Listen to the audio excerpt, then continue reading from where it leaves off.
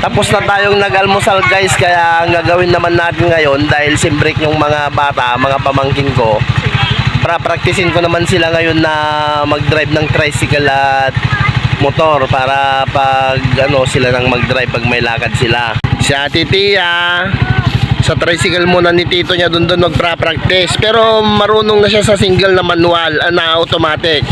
Si Ate Kasumi, ayan, siyang susunod din pagkatapos ni Ate Tia. Sa tricycle lang muna si Ate Kasumi kasi hindi pa niya maabot yung yung automatic na motor. Pero si Ate Gika, Ate Arian, marunong na sila sa automatic na single kasi malalaki na sila. Si Ate Tia, marunong rin siya sa automatic. Kaya ito muna, practice muna sila. O sige, go! O sige, go!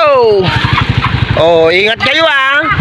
O yan, ingat Ate Gika. O yan, si Ate Gika, si Ate Tia, practice siya sa sa manual. Yon, si Ate Gika.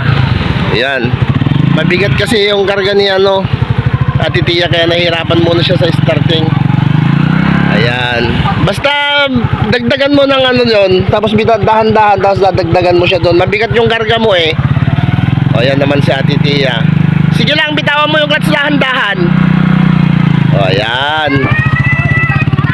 Mabigat kasi yung karga niyan. Gika, wag kang mabilis! Si Papa naman nagwawalis habang nagpa-practice yung mga apo niyang nag-drive ng tricycle at motor. Yan, ang luwang ng nila guys, pinagpa-practicean nila.